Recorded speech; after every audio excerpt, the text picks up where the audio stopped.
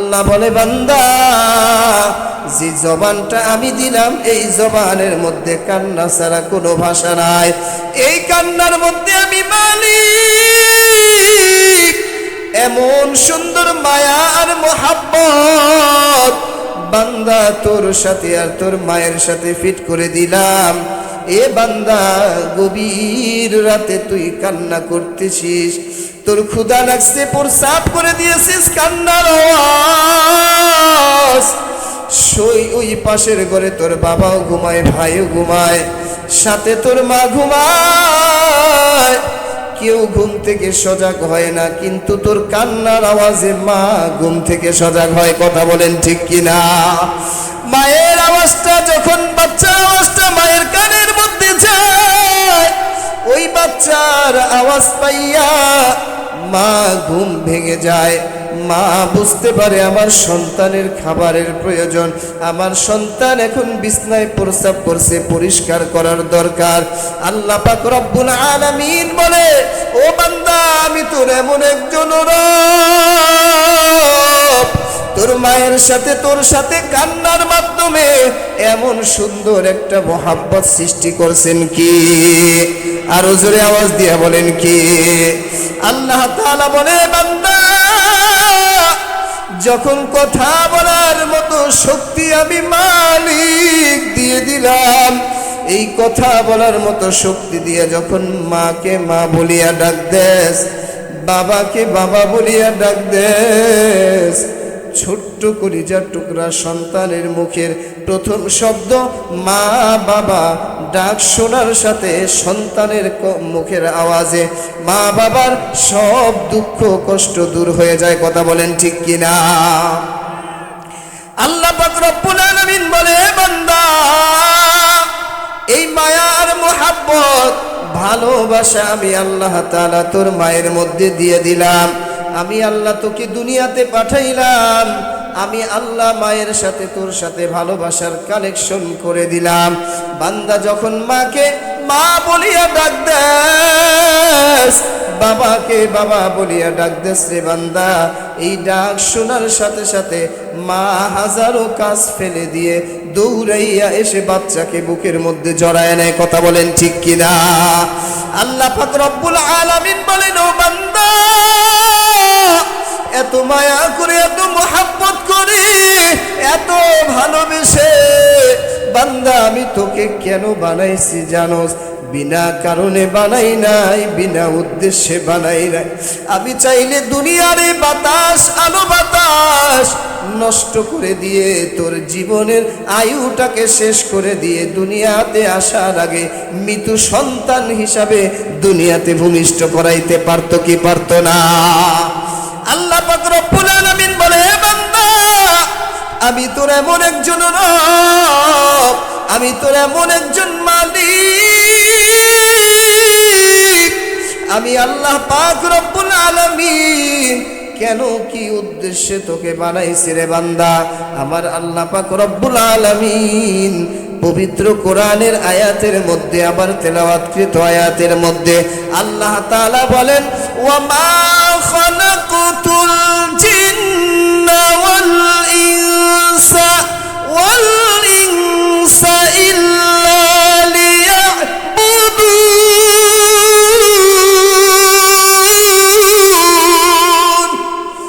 আল্লাহ পাক রব্বুল আলামিন বলেন, বান্দা, দুনিয়ার মধ্যে তুই যখন কোনো কিছু বানাস, ওই জিনিসটা বিনা উদ্দেশ্যে বানানো হয় না।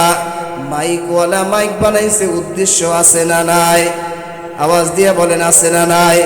লাইটওয়ালা লাইট বানাইছে, উদ্দেশ্য আছে না নাই? পৃথিবীর কোনো মানুষ উদ্দেশ্যবিহীন কোনো কাজ করে না। আমার আল্লাহ বলে, বান্দা, এত সুন্দর করে, এত সুন্দর অবয়ব দিয়া আমি মানুষ বানাইছি, এই মানুষকে আমি বড় মায়া করে বানাইছি, বড় দয়া করে, বড় মোহাব্বত করে আমি তোদেরকে বানাইছি রে বান্দা। কেন বানাইছি? আমি আল্লাহ একা,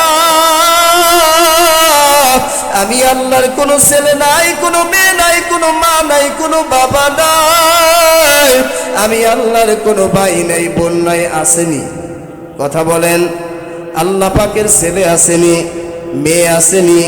না না, আবার আল্লাহর ছেলেও নাই, মেয়েও নাই। আল্লাহ পাক রব্বুল আলামিন বলেন, বান্দা তোরাই আমার সব, এ বান্দা তোরাই আমার সবচেয়ে আপন বান্দা। আমি তোদেরকে বানাইছি বড় মায়া করে। এ বান্দা আমি চারটা কসম খেয়ে বান্দা সূরা ৩-এর মধ্যে আমি তোদেরকে জানায়া দিলাম, আমি আল্লাহ তাআলা বড় সুন্দর অবয়ব দিয়া একমাত্র পৃথিবীর মধ্যে আমি আল্লাহ মানুষ বানাইছি। বলুন সুবহানাল্লাহ।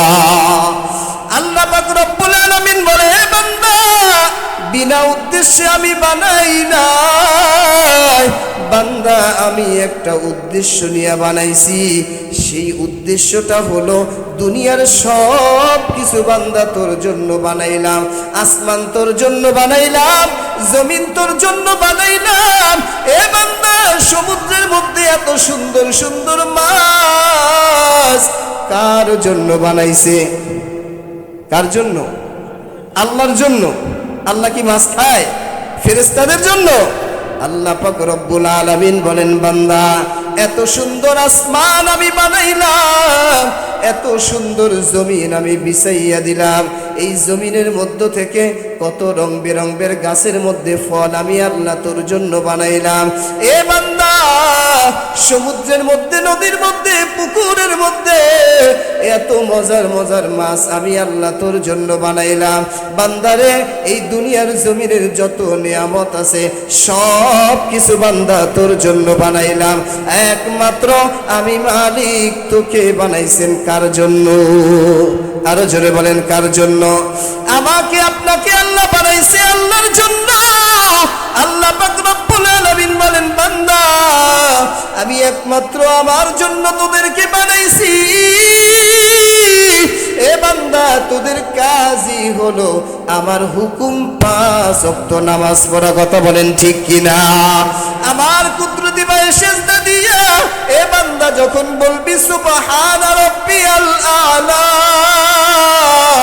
এ বান্দা এই কথাটা বইলা যখন মাথা নিচের দিকে নামাবি, আমি সিজদারত অবস্থায় যত মাখলুকাত বানাইছি ওই পরিমাণ নেকি আমি আল্লাহ তোর আমল নামায় দিয়ে দিব। বলুন সুবহানাল্লাহ। আল্লাহ পাক রব্বুল আলামিন বলেন, ও গোলাম এই পৃথিবীর জমিনের মধ্যে আমি তোদেরকে বড় মায়া করে মহাব্বত করে বানাইছি।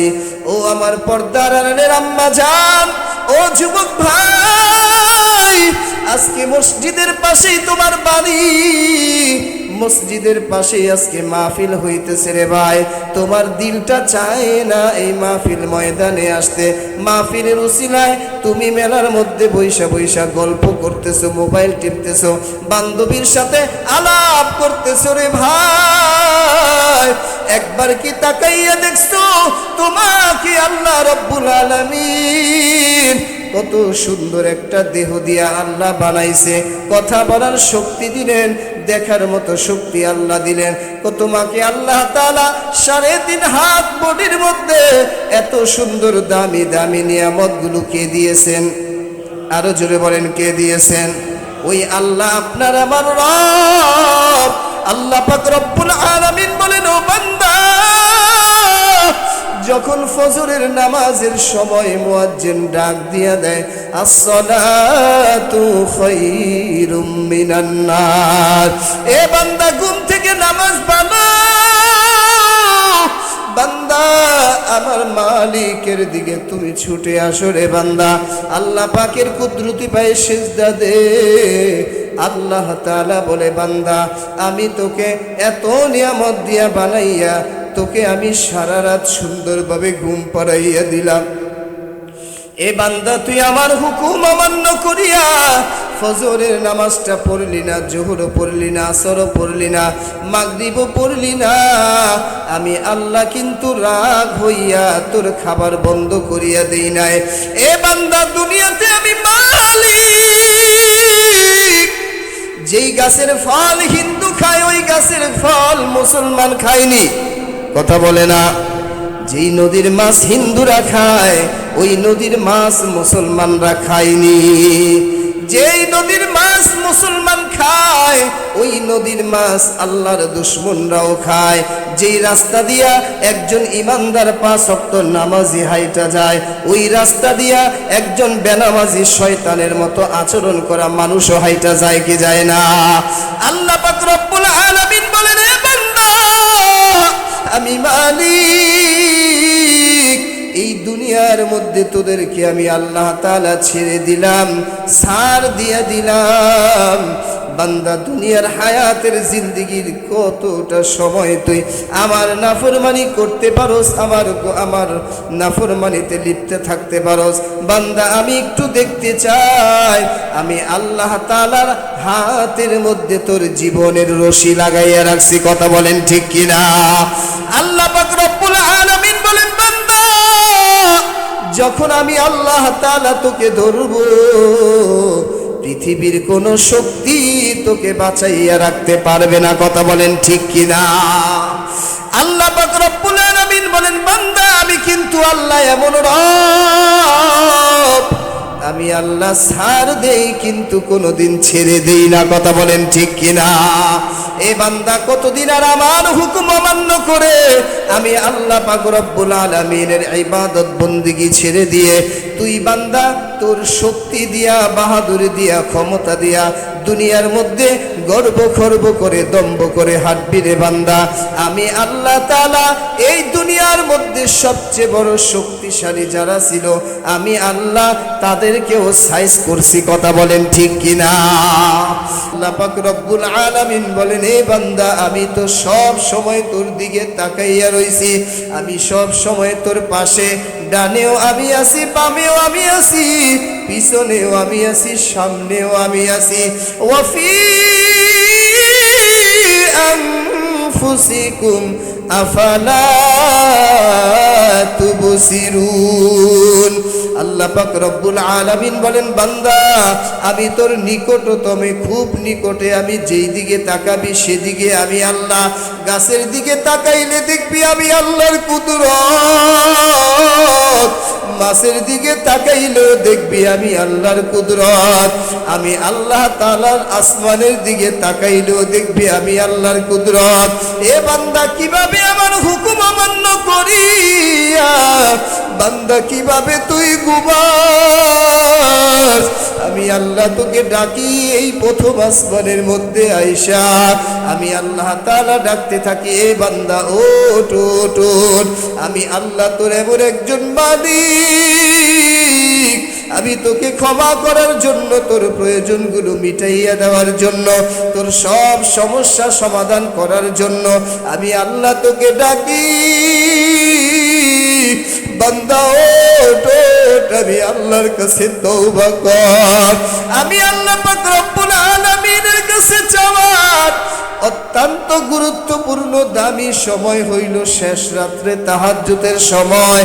এই বান্দা তাহাজ্জুদের মুসাল্লার মধ্যে দাঁড়াইয়া দুইটা সিজদা দিয়া যখন আমি আল্লাহর কাছে দুই হাত তুলিয়া আমি আল্লাহর কাছে যখন সব গুনার জন্য তওবা করবি রে বান্দা, আমি ওই তওবাগুলো কবুল করিয়া বান্দা আমি তোকে মাফ করিয়া দিব। এজন্য আল্লাহ তাআলার কাছে চাওয়ার মাধ্যম হইল নামাজ। এই নামাজের মাধ্যমে আল্লাহ পাক রব্বুল আলামিন বলেন, বান্দা আমি এই নামাজের মাধ্যমে তোর সব সমস্যাগুলো সমাধান করে দিব। যত সমস্যাই হোক না কেন, যত জটিল সমস্যাই হোক না কেন, সব সমস্যার সমাধানকারী কে? আরো আওয়াজ দিয়া বলেন কে? আল্লাহ পাক রব্বুল আলামিনের একজন যুবক বান্দা, বড় গরিব আল্লাহর বান্দা যুবক, ওই আল্লাহর বান্দা আল্লাহর বড় পাগল। আমার আল্লাহ পাক রব্বুল আলামিনের কুদরতি পায়ে সিজদা দেয়, 5 ওয়াক্ত নামাজ পড়ে। বান্দাটা সব সময় আল্লাহ তাআলার জন্য পাগল পারা হয়ে থাকে। ওই আল্লাহ পাকের বান্দা আল্লাহর কাছে দোয়া করতেছে, আল্লাহ আমি একজন যুবক সন্তান, ও আল্লাহ আমি একজন যুবক, আমার বিবাহ শাদীর প্রয়োজন। আয় আল্লাহ তুমি আমাকে এমন একটা নারী দাও যেই নারীটা দুনিয়াতেও আমার জান্নাতের পথ দেখাইবে আর আখিরাতেও আমার জান্নাতের সাথী হবে। এমন নারী লাগবে নি? যুবক ভাইরা, লাগবে নাকি খালি ফেসবুকের মধ্যে খুঁজবেন? হ্যাঁ, নেটের মধ্যে সার্চ দিয়া সুন্দর নারী খুঁজবেন, নাকি আমার মাওলার কাছে চাইবেন? আল্লাহ পাক রব্বুল আলামিনের কাছে নামাজের মাধ্যমে যদি যুবকরা আল্লাহ তাআলার কাছে চাইতে পারে, আল্লাহ তাআলা রাবেয়ার মতো নারী যুবকদেরকে দিতে পারে কি পারে না? ওই আল্লাহর বান্দা যুবক আল্লাহ তাআলার কাছে নামাজ পড়ে পড়ে আল্লাহর কাছে চায় আর বলে, মালিক আমাকে এমন একটা জান্নাতি নারী দাও, যেই নারীটা দুনিয়াতেও জান্নাতের পথ দেখাইবে, আখিরাতেও জান্নাতের সঙ্গী হবে। আল্লাহর বান্দা খুঁজে খুঁজে একজন রমণীকে পেয়ে গেলেন। আল্লাহর বান্দি বড় গরিব, ওই আল্লাহর বান্দি এতটাই গরিব, ঘরের কন্যা। আল্লাহর বান্দা তাকে দেখে পছন্দ করলেন, বিবাহ শাদী হয়ে গেল। আল্লাহর বান্দা যুবক তার বিবিকে সুন্দর করে পর্দার মধ্যে রাখে। আল্লাহর বান্দা নিয়মিত তাকে সব প্রয়োজনগুলো তার ঘরের মধ্যে পৌঁছাইয়া দেয়। আল্লাহর বান্দা চিন্তা করে দেখলো, এই এলাকার মধ্যে আমার জন্য কোনো নিরাপদ নয়, কারণ আমি গরিব মানুষ, আমার ঘর ভাঙ্গাচোরা, আমার জন্য নিরাপদ একটা স্থান, নিরাপদ একটা জায়গা দরকার। আল্লাহর বান্দা যুবক পাহাড়ের পাদদেশে গিয়া ছোট্ট একটা ঝুপড়ি ঘর বানাইয়া আল্লাহর বান্দিকে নিয়া, বিবিকে নিয়া স্বামী স্ত্রী দুইজনে সংসার করতেছে। সারাদিন অন্যের জমিতে কাজ করে বদলা দেয়, আর বিবিকে ঘরের মধ্যে রাইখা সব প্রয়োজনীয় জিনিসগুলো দিয়া দরজাটা বন্ধ করিয়া যায়। এমন আল্লাহওয়ালা বান্দা সব সময় আবার আল্লাহর জিকির জবানের মধ্যে। ওই যুবক আল্লাহর বান্দা জুমার দিন আল্লাহ তাআলার ডাকের সাড়া দেওয়ার জন্য জুমার আজান যখন কানের মধ্যে চলে আসলো, আল্লাহ পাকের বান্দা জুমার নামাজের জন্য প্রস্তুতি গ্রহণ করিয়া নামাজের জন্য রওনা দিয়ে দিল। ওই আল্লাহর বান্দা বিবির সব প্রয়োজনীয় জিনিসগুলো ঘরের মধ্যে দিয়া নামাজের দিকে রওনা। বিবি ডাক দিয়া বলে, ও স্বামী আমার, কোথায় যান? বলে, নামাজে যায়। নামাজে যান, কোনো সমস্যা নাই। ও স্বামী, দুপুরের বেলায় খাবারের মতো কোনো সামগ্রী আমাদের ঘরে নাই। আপনি যে গম ভাঙ্গাইতে দিয়ে আসছিলেন, আটা ভাঙ্গাইতে মেশিনে দিয়ে আসছেন, আটাগুলো এনে না দিলে আমি কিভাবে দুপুরের খাবারের ব্যবস্থা করব? আল্লাহর বান্দা এই কথা শুনিয়া চিন্তায় পড়ে গেলেন। প্রয়োজনটা অনেক বড় কঠিন, এই প্রয়োজনও পূরণ করা দরকার, আমার আল্লাহর ডাকেও সাড়া দেওয়া দরকার। কথা বলেন ঠিক কিনা?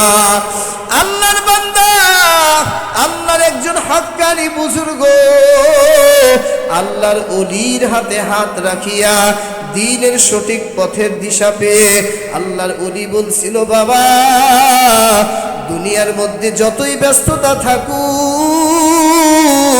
আমার আল্লাহ তাআলার কাছে সব প্রয়োজনের জন্য সাহায্য চাইবা দুইটা গুণের অর্জনে, দুইটা গুণের মাধ্যমে আমার আল্লাহর কাছে সাহায্য চাইবা। কয়টা গুণ? আরো জোরে বলেন, কয়টা? এক নাম্বার গুণ হলো নামাজ। ইয়া আইয়ুহাল্লাযীনা আমানুস্তাঈনু বিস-সাবরি ওয়াস-সালাহ ইন্নাল্লাহা মা'আস-সাবিরিন। আল্লাহ পাক রব্বুল আলামিনের কাছে নামাজ এবং ধৈর্য, এই দুইটা গুণ অর্জনের মাধ্যমে সাহায্য চাইব কার কাছে? আরো জোরে বলেন, কার কাছে?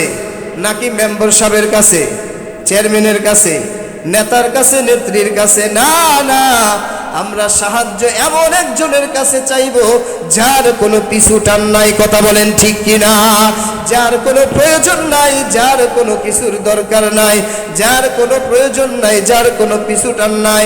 তিনি কে? একটু জবানটা নাড়া দিয়া বলেন, আরো জোরে আওয়াজ দিয়া বলেন, আরো আওয়াজ দিয়া বলেন। আল্লাহ তাআলা বলেন আল্লাহুল গনিয়্যু ওয়া আনতুমুল ফুকরা। আল্লাহ তাআলা বলেন দুনিয়ার সব ফকিরের দল বাদশাকে। আরো আওয়াজ দিয়া বলেন, আরো আওয়াজ দিয়া বলেন বাদশাকে। আল্লাহ পাক রব্বুল আলামিন হলেন বাদশা, সব ধনীদের ধনী হলেন আমার আল্লাহ। আল্লাহর বান্দা ওই কথা মনে পড়ার পর সামনের দিকে রওনা দিয়ে দিলেন। আল্লাহর বান্দা যুবক সামনের দিকে যখন রওনা, আবার বিবি পিছন থেকে ডাক দিয়ে বলতেছে, স্বামী আমার প্রয়োজনের কথা বললাম কিন্তু কিছুই বললেন না। আল্লাহর বান্দা সামনের দিকে নামাজের দিকে রওনা। ইতিমধ্যে একটা ছোট্ট বাচ্চা পাশের বাড়ির এসে বলতেছে, ও ভাই, আপনার ঘরের মধ্যে যেই গোয়ালের মধ্যে একটা গরু লালন পালন করতেন, ওই গরুটা ছুটে জঙ্গলের মধ্যে চলে গেছে, যেই কোনো মুহূর্তে তাকে আক্রমণ করতে পারে। আল্লাহর বান্দা এই কথা শুনিয়াও চিন্তায় পড়ে গেলেন, যদি আমি না যাই আমার গরুটা ধ্বংস হয়ে যাবে। আল্লাহর বান্দা সামনের দিকে রওনা। ভরসা করলেন কার উপরে? আরো জোরে বলেন, কার উপরে? আল্লাহর উপরে ভরসা করে যুবক যখন রওনা দেয়, ইতিমধ্যে আর এক ব্যক্তি এসে বলে, ও যুবক ভাই, তুমি যে জমির মাধ্যমে রিজিকের ব্যবস্থা হয়, তুমি আর আমি পাশাপাশি জমির মধ্যে ফসল ফলাইলাম, আমার জমিনের মধ্যে পানি, তোমার জমিনে যদি পানি দিতে চাও তাড়াতাড়ি করে চলে যাও। আল্লাহর বান্দা তিনটা মুসিবত নিয়া আল্লাহ তাআলার বান্দা চলে গেলেন আল্লাহ পাকের ঘর মসজিদে। আর আপনার আমার সামনে যদি এই মুসিবতগুলো আসতো, যাইতাম আমরা মুসিবত পূরণ করতে, কথা বলেন ঠিক কিনা। বিপদের মধ্যে পড়লে আগে আমরা আমাদের বিপদ উদ্ধারের জন্য বিভিন্ন মানুষের কাছে দৌড়াদৌড়ি করি। আর আল্লাহর বান্দা যুবক তিনটা মুসিবত নিয়া আল্লাহ পাকের কুদরতি পায়ে সেজদা দিয়া আল্লাহর বান্দা মসজিদ থেকে বের হয়ে বারান্দার মধ্যে এসে 2 রাকাত নফল নামাজ পড়া আল্লাহর কাছে 2 হাত তুলে বলতেছে, রে মালিক, আয় আল্লাহ, আমি তোমার একজন গোলাম। আল্লাহ তিনটা মুসিবত নিয়া ও মালিক আমি তোমার দরবারে হাত তুলেছি, সব সমস্যার সমাধান করনেওয়ালা একমাত্র তুমি। আল্লাহ তোমার কুদরতি পায়ে সেজদা দিয়া ধরি 3টা কথা বললা, কোনোটাই তো করলাম না। ও বিবি, তাকাইয়া দেখি গোয়াল ঘরের মধ্যে গরুটাও হাজির। ও বিবি, তোমার খাবারের আয়োজন হয়ে গেছে, বলো না কিভাবে সম্ভব? আল্লাহর বান্দি ডাক দিয়ে বলতেছে, ও প্রাণের স্বামী আমার, আপনি যখন আমার আল্লাহর কুদরতি পায়ে সেজদা দেওয়ার জন্য রওনা দিয়ে দিছেন, আমি তো আপনার এমন একজন বিবি, আমি তো জমিদার না, বড় লোক না, আমিও আপনার মসজিদে যাওয়া দেখা আমিও ওযু করে যাই নামাজের মধ্যে বৈশা গেছি।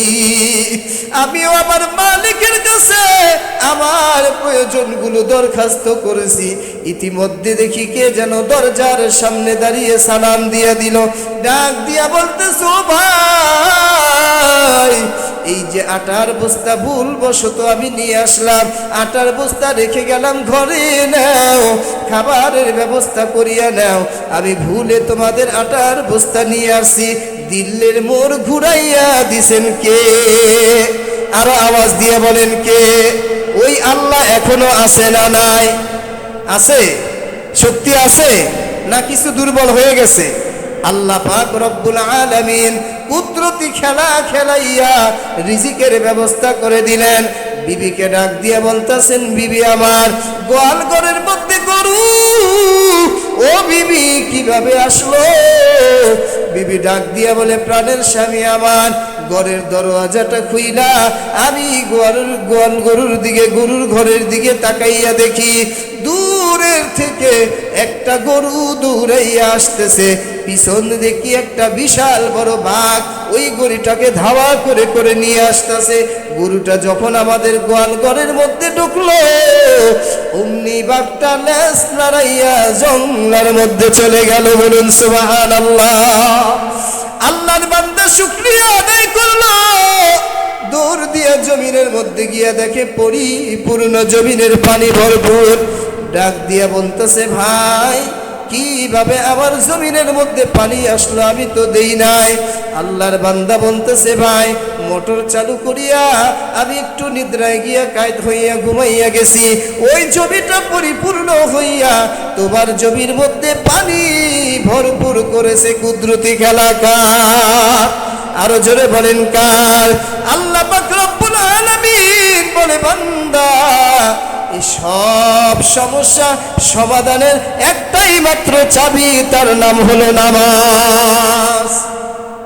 নামাজ লাগবো? কথা বলে। শুধু বছরে 2 বার, আর জুমার দিনে না 5 ওয়াক্ত? কারা কারা আজকে থেকে 5 ওয়াক্ত নামাজ মসজিদে গিয়ে পড়বেন না? হাত তোলেন। ইন্না লিল্লাহ। পড়বেন না আপনারা?